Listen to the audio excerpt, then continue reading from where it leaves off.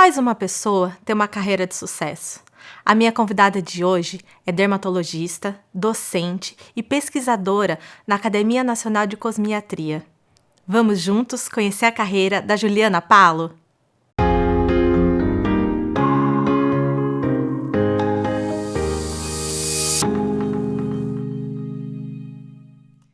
Juliana, seja bem-vinda ao Carreira e Você. Obrigada, Lia. Estou muito feliz de estar aqui. Obrigada pelo convite. Obrigada a você por ter aceitado. E agora eu quero que você conte sobre a sua carreira, sobre a sua trajetória profissional pra gente. Você é dermatologista. Como que a medicina entrou na sua vida? Eu acho que a medicina, ela entra na vida de qualquer médico bem antes da gente entrar na faculdade, né? Mesmo porque é um dos vestibulares mais difíceis de passar. Então, existe um treinamento aí desde que a gente é muito novo. Eu sempre fui muito estudiosa. Desde que eu sou pequenininha, minha mãe sempre cobrou bastante de fazer lição de casa, fazer lição de casa extra para que eu e meu irmão fizéssemos. Eu não sabia que eu iria ser médica desde o início. Me decidi no último ano do ensino médio. Mas como eu sempre fiz um treinamento muito intenso, sempre fui bastante estudiosa, acabou que no momento em que eu soube que eu queria ser médica, ali no último ano do ensino médio, eu falei, bom, me coloquei esse desafio, então agora eu vou ter que corresponder a esse desafio que eu mesma trouxe para mim. Estudei ainda mais e consegui passar na faculdade. Não tive exemplos de médicos na minha família, eu sou a primeira médica da minha família, só que a ideia de cuidar de pessoas sempre foi algo que me chamou muito a atenção. E é algo que eu fazia antes de me formar médica, de fato. Sempre cuidei de todos ao meu redor, então isso de cuidado, eu acho que é uma das principais características de alguém que pretende ser médico. Então, acho que foi focando nisso que eu comecei ali a vocação por ser médica. Você é muito jovem e já tem um sucesso profissional. Eu queria que você contasse pra gente quais habilidades, o que te ajudou a ser uma profissional de sucesso. Quando você é médico, você aprende só a ser médico. Você aprende a ser médico, né, que já é muita coisa, mas várias habilidades que são super necessárias, que são aquelas soft skills, né? A faculdade de medicina não te ensina. Não só de medicina, mas de várias outras carreiras, né? Biomedicina, odontologia, direito, tá extrapolando para outras áreas, a gente não aprende. Então, eu tive que ir muito atrás por minha própria conta mesmo, para aprender várias outras habilidades. Habilidade de comunicação, habilidade de diversas, lidar com finanças, e foi aprendendo sozinha e muito baseado nos meus pais também, que sempre me incentivaram a ir além do que me era colocado na faculdade, que eu fui construindo aos poucos novos bracinhos para que eu conseguisse atingir os meus sonhos, né? Eu nunca me conformei com o que era colocado para mim como uma carreira médica comum deveria acontecer. Então, quando você termina a faculdade de medicina, Lia, é muito comum que falem assim, bom, a trajetória natural do médico é sair da faculdade, atender um pouco no SUS e um pouco no convênio, e aos poucos, conforme os pacientes particulares vão te procurando, você vai criando a sua cartela de pacientes particulares. Eu sempre tentei pensar como que eu faria para fugir um pouco dessa via comum, dessa via normal que as pessoas costumam traçar, esse caminho natural. E foi quando eu entendi que para eu conseguir fazer a medicina que eu acredito, que é uma medicina baseada no cuidado, uma medicina baseada em doar tempo para a pessoa, eu não conseguiria me encaixar no molde normal do convênio. Então, desde o primeiro dia que eu saí da minha residência médica, eu decidi não atender convênio. Foi uma decisão ousada, que foi muito rechaçada, inclusive, por vários colegas, vários pares, mas que acreditando muito e querendo fazer acontecer, deu certo e hoje eu consegui ter a minha empresa, ter a minha clínica, inclusive uma mentoria em que eu ensino outros médicos em como traçar esse caminho, que é um caminho diferente do que a gente é acostumado a aprender na faculdade. Qual foi, até hoje, a sua maior conquista profissional? Minha maior conquista profissional?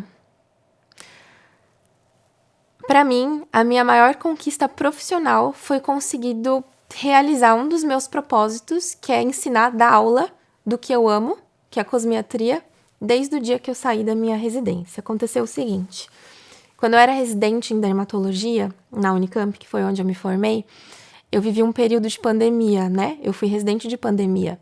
E na pandemia, o serviço de dermatologia parou. Porque não é uma especialidade de urgências relacionadas ao Covid. Exato. Então, os atendimentos eles eram cancelados e os residentes ficaram com muito tempo ocioso. Claro que alguns foram convocados em alguns momentos a atender Covid, eu também fui, mas em vários outros momentos o tempo era ocioso. Só que eu não consigo ficar ociosa. Então, eu resolvi transformar aquele limão em uma limonada e comecei a estudar várias coisas que a gente não aprende na residência, que tem a ver com a estética, que é o que eu mais faço hoje.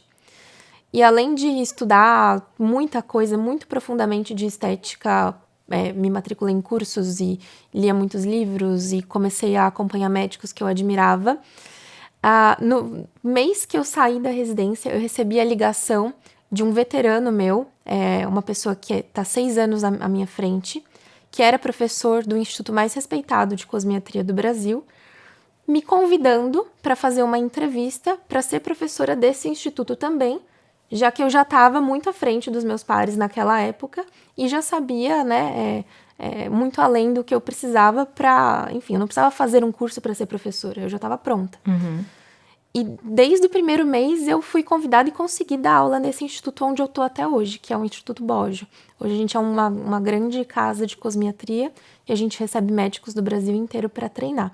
Então eu acho que dar aula, ensinar outras pessoas desde o início e transformar a pandemia numa limonada foi com certeza a minha maior conquista profissional.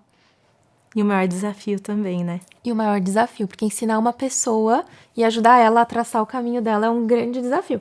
Ainda mais sendo muito nova, né? Porque acaba que a gente recebe muitas pessoas muito mais velhas que às vezes olham pra mim e falam: nossa, mas essa menina de 29 anos que tá me ensinando.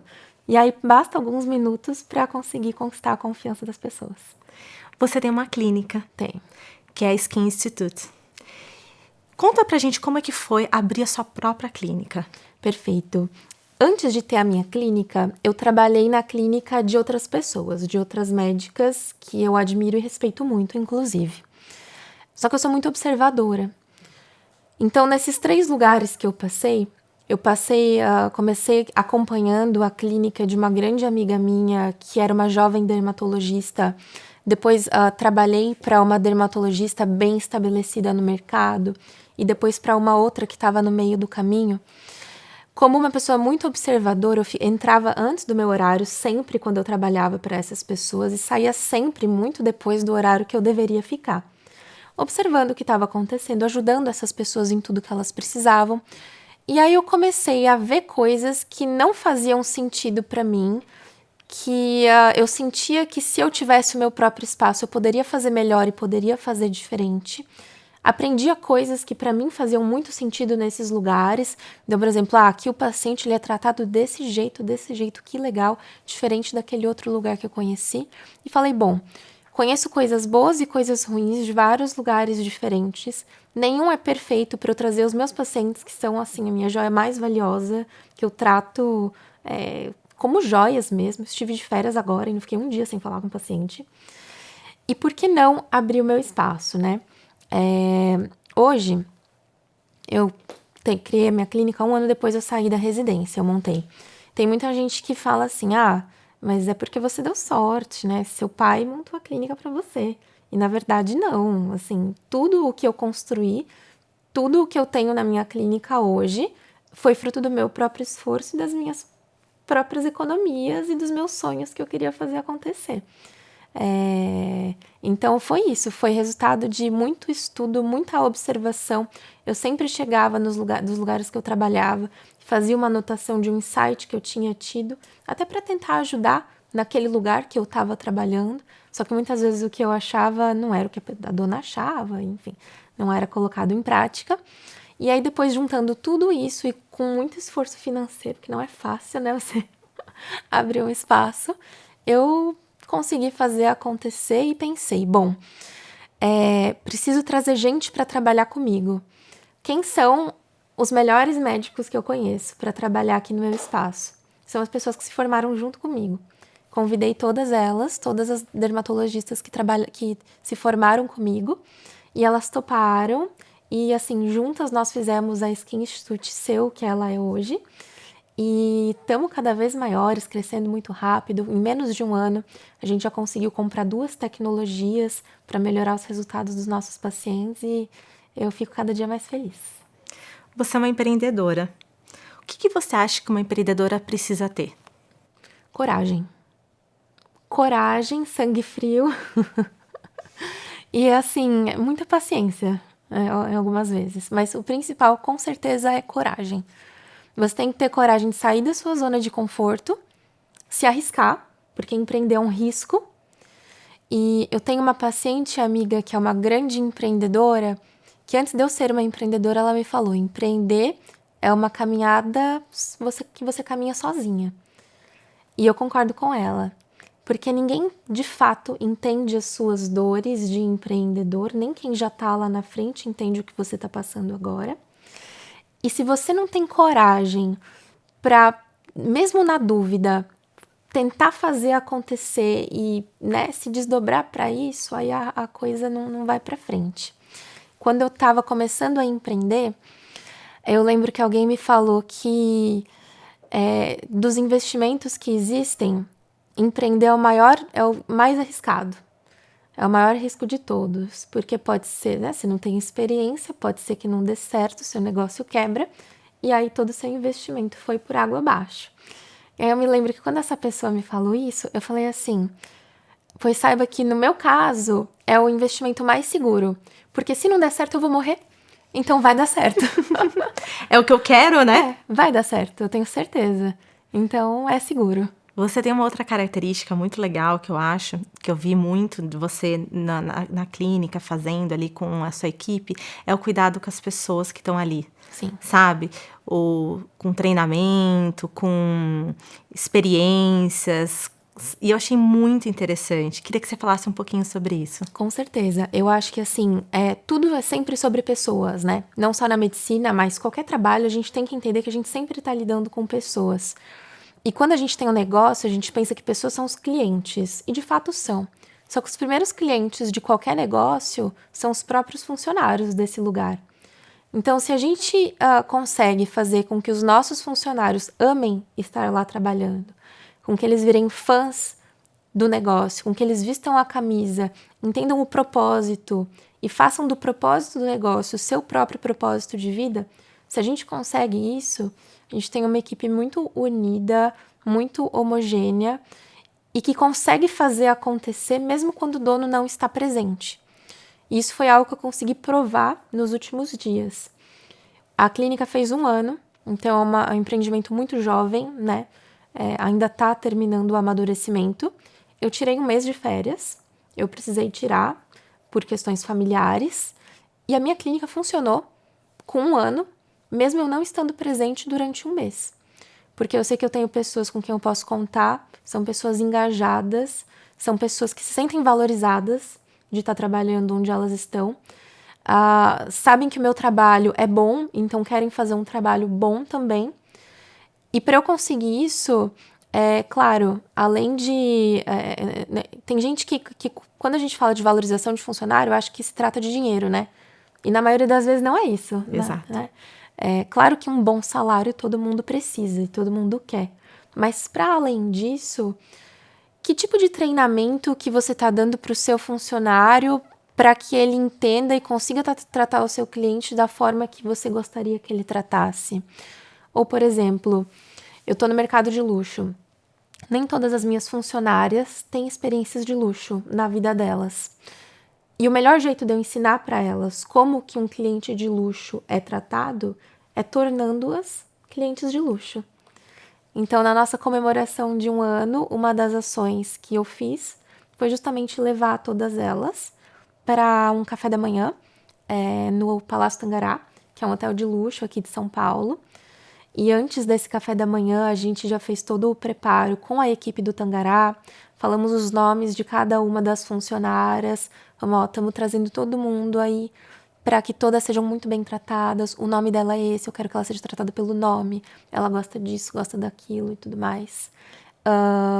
E foi muito maravilhoso. O feedback que eu tive de todas as funcionárias e todos os colaboradores foi muito bom. Foi um dia que elas foram servidas. Elas que servem tanto tiveram um dia em que elas foram servidas. Parabéns. Eu vi o vídeo, ficou muito legal. Foi muito legal. Assim, o resultado da carinha delas, sensacional. Teve Parabéns. choro, teve muita emoção ali, porque a gente fez uma dinâmica muito legal de reconexão com a própria infância. Então foi muito gostoso.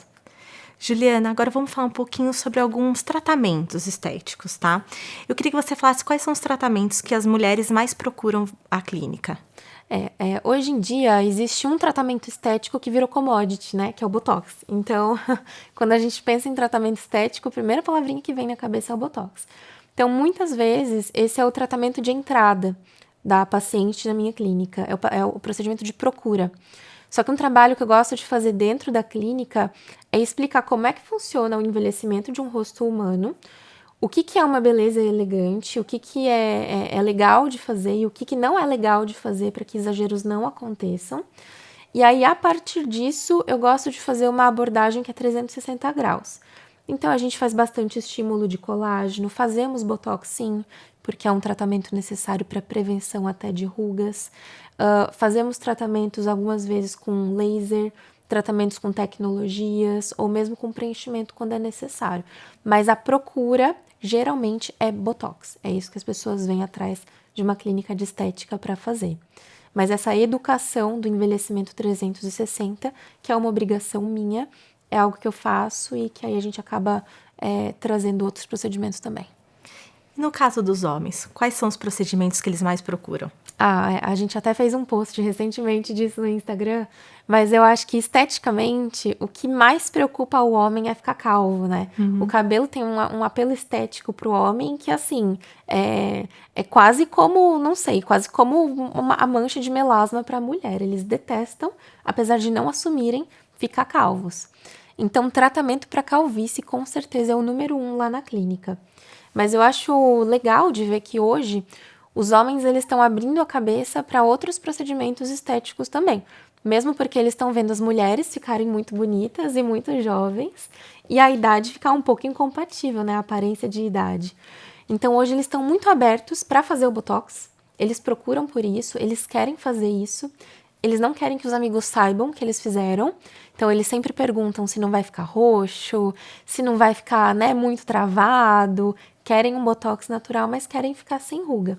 Mesmo porque a ruga, muitas vezes, ela traz uma imagem para o observador de um rosto, às vezes, mais cansado ou muito bravo, que não é a imagem que ele quer passar para o próximo. Uma outra queixa muito comum são as olheiras, né, dos homens. Eles se incomodam demais com olheira, ainda mais principalmente os homens que são empresários, mexem com o mercado financeiro, tem ali uma relação com o público. Ter olheira passa uma imagem de descuido, né? De alguém que sempre está muito cansado, de não confiável, que eles querem melhorar e procuram tratamento para isso.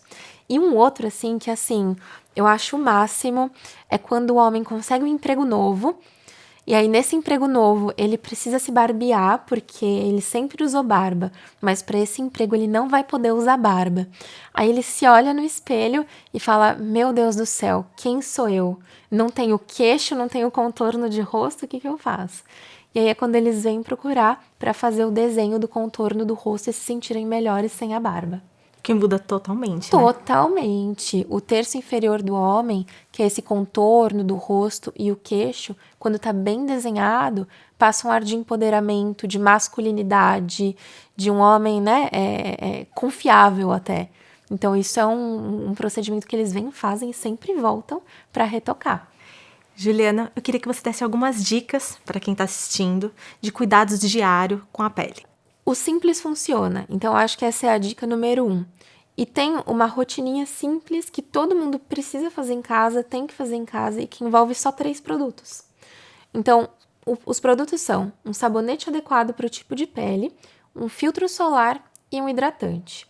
O sabonete é importante porque uma pele limpa é uma pele que consegue fazer reparação celular. Então, é uma pele que ela está sempre mais jovem, com menos chance até de desenvolver um câncer de pele, que é uma preocupação hoje em dia. Protetor solar é o produto número 1 que todo mundo tem que ter em casa. E uma coisa que as pessoas ainda acham é que o protetor ele só precisa ser usado quando a gente vai sair ao sol. Isso não é uma verdade. Primeiro porque hoje a gente vive num mundo em que a gente praticamente não tem camada de ozônio, né? E qualquer radiação solar que entre pela janela, por exemplo, enquanto você está trabalhando, é suficiente para envelhecer a sua pele, para manchar a sua pele e para aumentar o seu risco de câncer de pele. Se hoje os nossos pais têm muito câncer de pele, os nossos avós, o que dirá de nós daqui a alguns anos se o protetor solar não for usado? Então, protetor solar todos os dias. E para além disso, quem vive muito de frente com tela ou com iluminação artificial também está correndo um risco maior de manchas na pele e envelhecimento precoce. Porque esse tipo de radiação tem luz infravermelha, tem luz azul, luz visível e tudo isso comprovadamente envelhece a pele. Então, independente da rotina da pessoa, se ela não estiver dormindo, ela precisa estar de protetor solar, que é um produto que precisa ser usado e reaplicado. Reaplicado pelo menos uma vez ao dia, se não for se expor diretamente ao sol. Caso se exponha, aí tem que passar a cada 2 horas. E o terceiro produto é um hidratante, porque uma pele hidratada é uma pele que consegue se defender das agressões externas, é uma pele com brilho, é uma pele com viço. O cuidado é na escolha do hidratante, porque, por exemplo, uma pessoa com acne tem que escolher um hidratante com um veículo mais leve. Um veículo em gel, um veículo em sérum, nada que oclua demais as glândulas da pessoa. Já uma pessoa de pele madura, pessoa de melasma, pele sensível, um hidratante mais cremoso, com uma cosmética mais oclusiva, mais poderosa. Mas ter esses 3 produtos, que é o sabonete, adequado para a pele, filtro solar e hidratante, já tá, de parabéns, já vai ter um resultado muito legal a longo prazo na pele. E claro, para além disso, a gente tem outras coisas para incrementar também. Não só de produtos, mas para agir para além da pele, né? Por debaixo da pele. Agir no colágeno, na reestruturação, tem os procedimentos. Juliana, quais são as novidades, os procedimentos que estão em alta agora no mundo da dermatologia? Tem uma tecnologia nova que chegou recentemente no Brasil, que é um laser que se chama laser chrome. Eu fico muito feliz em dizer que eu fui a pioneira no Brasil a trazer esse laser. Ele é um laser de uma grife italiana que se chama Quanta Systems. Ele é um laser muito tecnológico, porque sem agressão à pele, ele consegue tratar uma série de dermatoses. Então, ele consegue tratar melasma com pouca sessão, consegue tratar acne ativa, consegue melhorar aspecto de poros, consegue tratar rosácea. Eu não consigo pensar em alguma coisa que ele não consegue tratar, assim, né? Talvez coisas mais profundas, mas tudo que é de pele, de textura de pele, o nosso laser ele é muito resolutivo.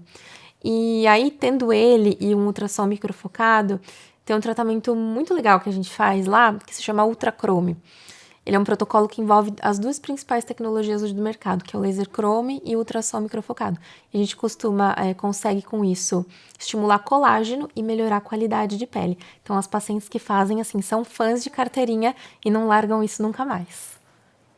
Juliana, você é muito ativa nas redes sociais, coloca sempre muito conteúdo.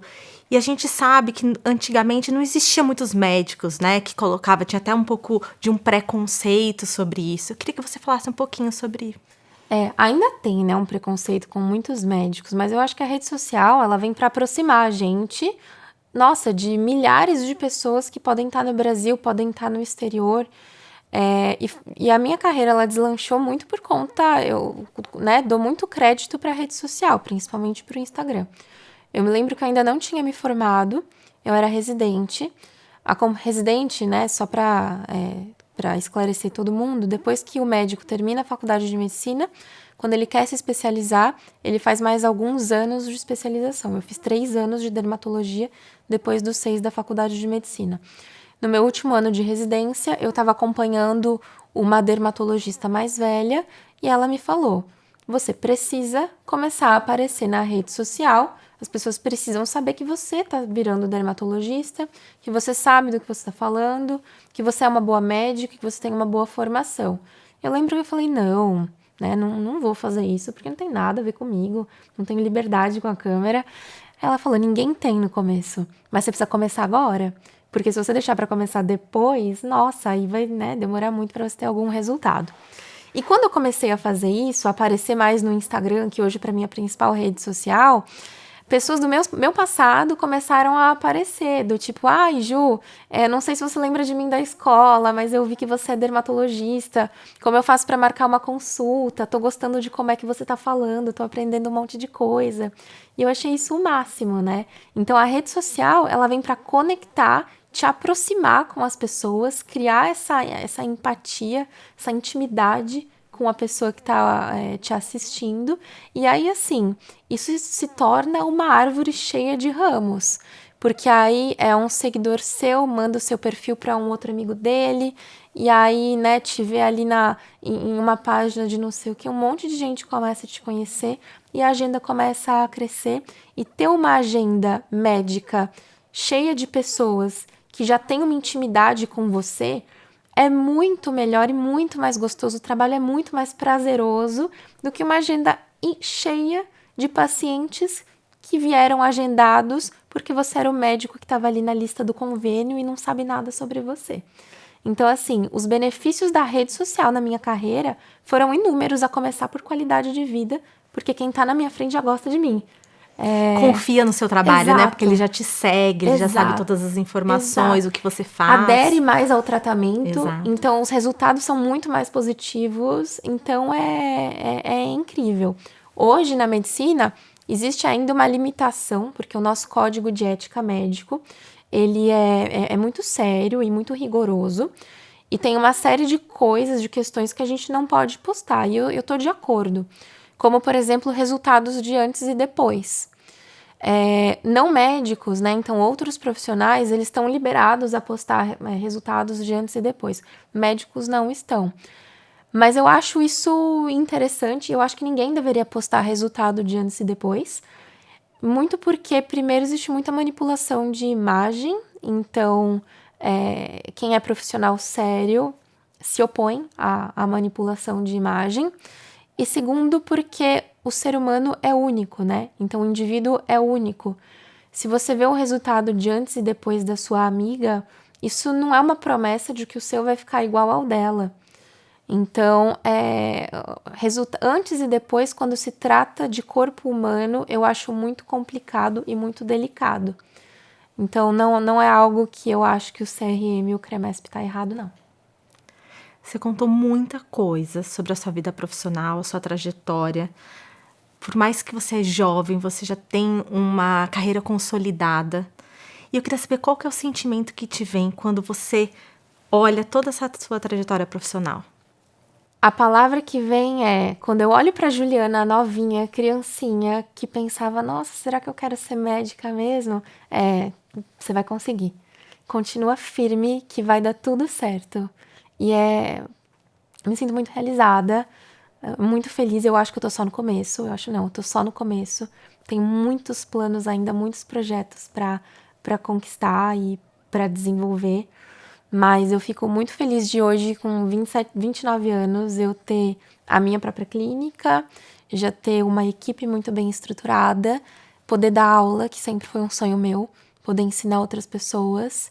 E mais do que isso, poder ter os meus mentorandos em que eu consigo ajudar pessoas que já estiveram onde eu estive e falar para eles, não, você não precisa seguir o padrão que todo mundo fala que você está seguindo. Tem como você conseguir todos os seus sonhos de um jeito mais rápido, sem atalhos, tendo uma boa formação, mas acreditando em você e fazendo as coisas do jeito certo.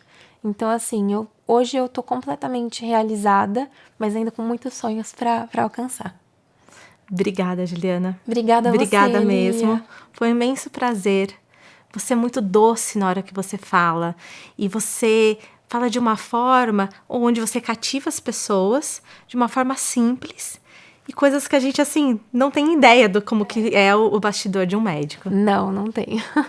Eu te agradeço muito. Foi um grande prazer estar aqui. Fiquei muito feliz de te conhecer pessoalmente. E amei nosso bate-papo. Obrigada. Obrigada Obrigadão. a você.